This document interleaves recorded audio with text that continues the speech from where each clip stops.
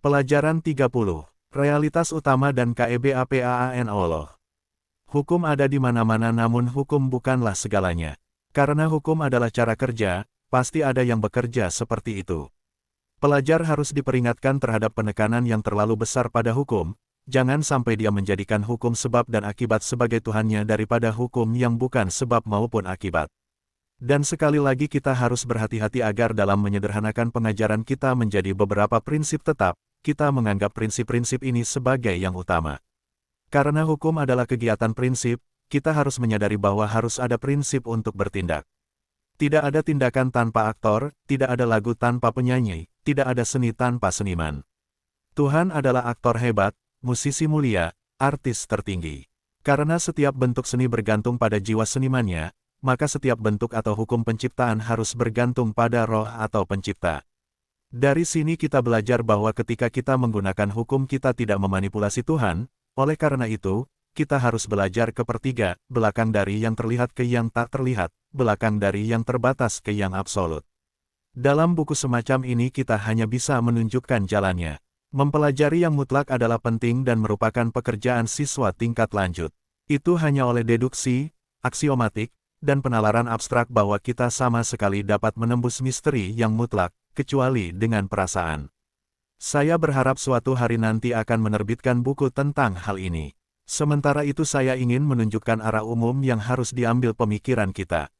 Untuk mengetahui hukum dan merasakan bahwa, oleh karena itu, kita mengetahui semuanya sangatlah berbahaya. Ini dapat menyebabkan latihan mental yang salah dan kegagalan akhir. Oleh karena itu, kita harus terus-menerus berusaha untuk menyadari roh yang mendasari hukum, untuk mengidentifikasi diri kita dengannya, untuk memahami kehadiran yang mutlak yang hidup, untuk menemukan bukan hanya impersonalitas dalam hukum tetapi untuk menemukan aktivitas pribadi di dalamnya. Jadi kita harus belajar untuk berpikir secara mendalam karena di satu sisi kita memiliki bahaya materialisme dalam penggunaan hukum impersonal, dan di sisi lain bahaya menetapkan kepribadian yang mustahil sebagai pemikiran kita tentang Tuhan. Akankah siswa menyadari bahwa apa yang telah kita pelajari bukanlah kebenaran itu sendiri tetapi tentang kebenaran? Karena itu, tidakkah Anda akan terus-menerus menerapkan diri Anda pada realisasi yang mutlak?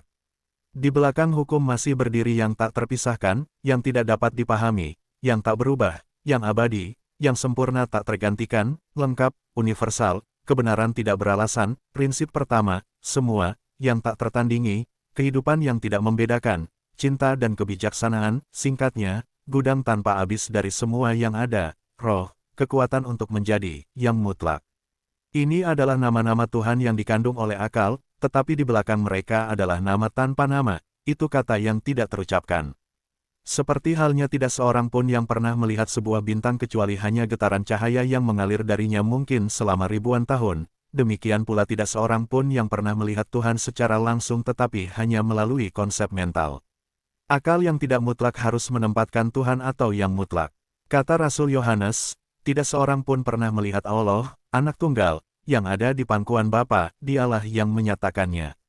Akal tidak pernah dapat memahami Tuhan, tetapi dapat menyatakan Dia.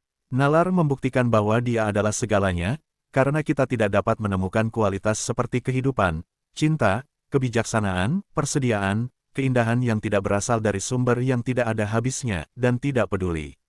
Seberapa jauh kita mundur dalam rangkaian itu, kita tetap menemukan sebab sampai nalar berpindah dari sebab ke sebab tanpa sebab, atau ajal, namun betapapun Tuhan dapat dipahami dengan pemahaman, Dia tetaplah misteri abadi. Hanya dengan iman Dia dapat ditangkap. Karena kita semua dilahirkan dari satu-satunya Tuhan, yang merupakan terjemahan yang benar dari monogenes, bukan, anak tunggal, kita, menyatakan Tuhan. Tapi bagaimana caranya? Dalam manusia, yang mutlak. Ada dalam diri manusia itu sendiri negara yang belum ditemukan dari yang absolut. Di dalam manusia ada sesuatu yang tidak dapat dibagi, tidak dapat dipahami, tidak berubah, abadi, sempurna, lengkap, dan memiliki kekuatan untuk terwujud. Ada dalam diri manusia yang darinya segala sesuatu berasal. Tidak ada batasan yang pernah ditemukan pada kekuatan hidup, cinta, dan kebijaksanaan dalam diri manusia. Betapapun dia menunjukkan kekuatan seperti dewa ini, dia masih mempertahankan kapasitas untuk lebih dari hal yang sama. Tidak ada batasan yang dapat ditetapkan untuk kapasitasnya. Nalar memiliki keterbatasan, tetapi kapasitas keberadaan tidak memiliki batasan. Karena itu, di dalam Tuhan ada yang tidak terbatas, dan di dalam manusia ada yang tidak terbatas, dan karena di dalam keduanya kekuatan potensial memiliki sifat yang sama, maka keduanya adalah satu. Ini adalah kesatuan ilahi. Atau kita bisa sampai pada kesimpulan yang sama dengan cara lain, Tuhan adalah kebenaran dan kebenaran adalah segalanya. Selain kebenaran tidak ada apa-apa. Jika kita ingin sama sekali, kita harus menyatu dengan kebenaran atau semua ini. Sekali lagi karena kebenaran adalah satu kesatuan, karena itu semua, maka ada tentang kita yang bersifat universal. Dengan demikian manusia berkontak dengan yang mutlak dalam segala hal dan dengan mengenal dirinya sendiri dapat mengenal Tuhan. Namun tidak ada orang yang sepenuhnya mengetahui sifatnya sendiri, dan apa yang kita pikirkan dan rasakan bukanlah diri kita.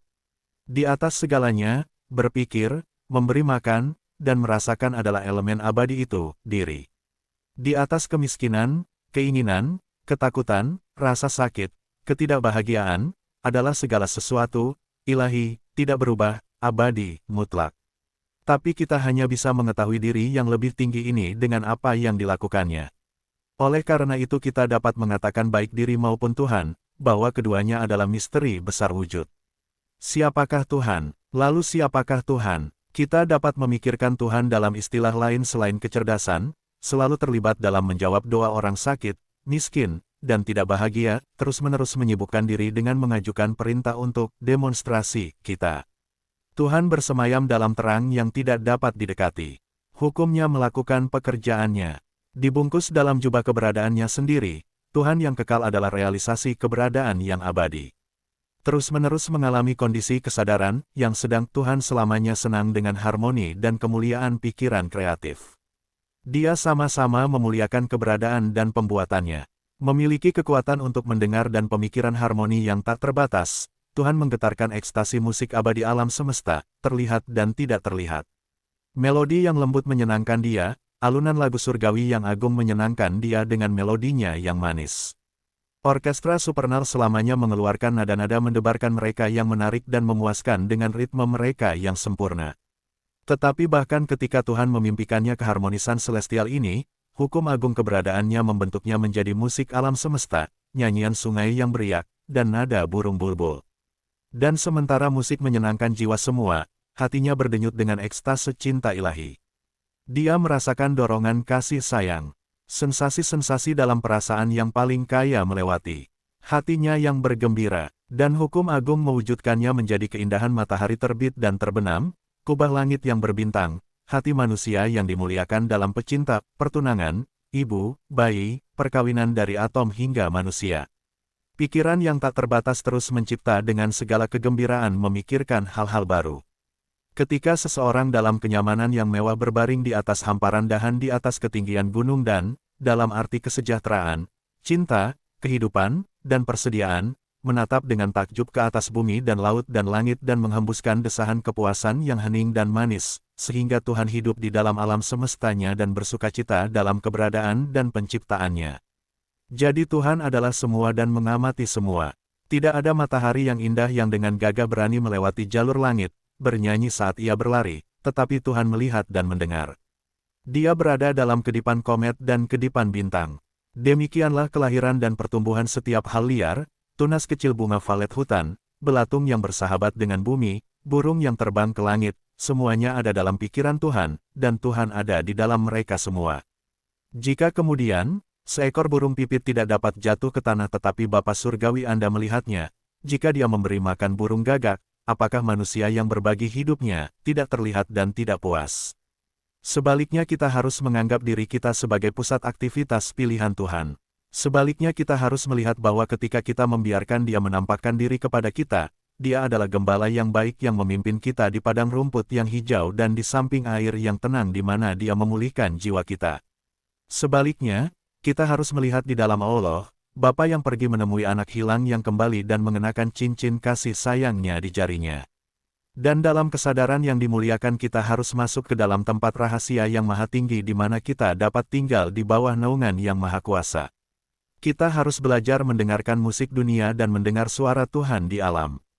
Dalam keheningan yang lebih dalam dari jiwa kita, kita juga harus menggetarkan harmoni celestial, kita juga harus merasakan secara mendalam kegembiraan yang berdenyut dari kesejahteraan dan cinta yang tidak terpengaruh.